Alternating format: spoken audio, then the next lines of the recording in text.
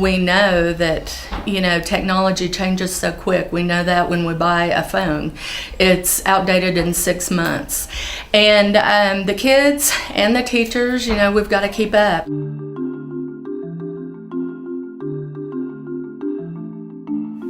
For schools, there has long been a constant dance between embracing technology and trying to keep it out of the classroom. But at the Middle School of Piedmont, the decision was made this year to bring technology into the classroom in a new way that could redefine what education looks like in Piedmont for years to come. Called one-to-one, the concept of pairing each student with a computer or tablet was implemented for all 7th and 8th grade students.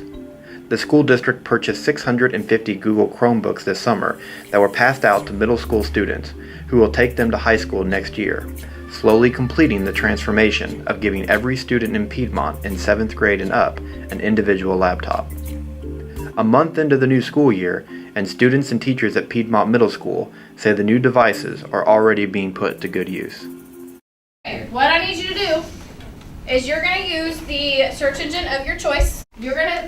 You're going to research different things on your paper here.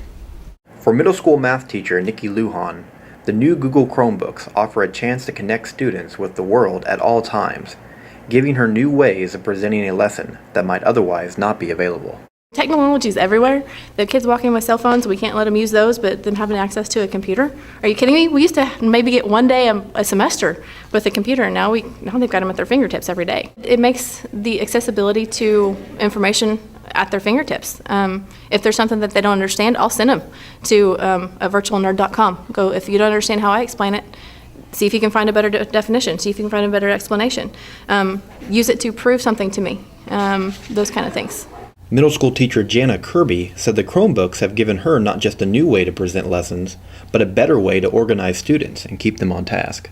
In particular, I'm doing an activity today that normally I would have several groups of kids gathered around a big piece of paper, and then they're posting notes to that piece of paper, and just the crowd itself and the kids, middle school, they're going to be pushing and shoving and marking on each other, and if I wanted to have 5 of those stations around the room, I would have to be at 5 different places, corralling 5 different groups. But the activity I'm doing today, it's an app. It's like a sticky post-it note activity online on the Google Chrome, to where the kid can type their question, their comment, or their statement, and then onto a virtual sticky note. They can drag it to the guided question that I've already asked. The students can see the other kids, what they're questioning, asking, and commenting on, and there's no discipline problem. They are all thinking, they're reading, they're analyzing, they're synthesizing, they're responding, and every person is engaged, every student is engaged. Skeptics of giving every student a laptop might say it can distract middle school students who are already easily distracted. There are also concerns with keeping the equipment free from damage, but Piedmont Middle School Principal Terry Mervelt says the computers offer just another lesson in responsibility. I won't lie, we have had some broken, cracked screens, but it's also a responsibility for the students, and that's where we're trying to put it. And the students are owning up to it, and they're learning that they can't put the Google Chromes on the floor, that they can't throw their books down upon them and things like that. But this is a great age to implement that responsibility. The challenge is keeping them focused, keeping on track, trying to keep them off of the music sites. But for the most part, the kids are really good about it. They know that, what they need to be doing with it. But sometimes it can be a distraction, but it's usually corrected pretty easily. Some teachers knew it would be a challenge to implement the new computers in their classrooms, which is why the school district spent time over the summer offering training to teachers.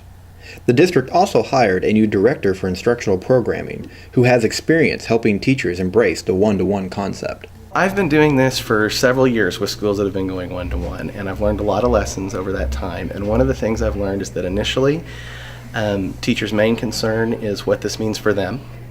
And so we spend a lot of time looking at what they're going to do to be able to manage their courses and do the things that are sort of their first concerns, and then we moved into how we use them with students. And I think that the staff is at that point now. They've moved past worrying about themselves and they're worried about the kids, which is great. In the beginning, yes, there's a little bit of apprehension just because it's new, just like anything new in teaching.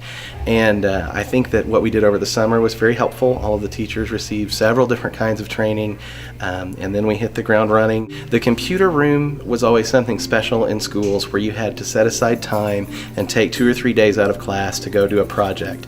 And we knew that those projects were great and they got kids engaged and they were much more interesting than the traditional worksheet. But you just don't have that much space, and teachers have to fight for time. And now every kid has a device in their hand. They have the entire internet open. They have all sorts of apps. They have all sorts of creative projects they can do, and they can do them every single day.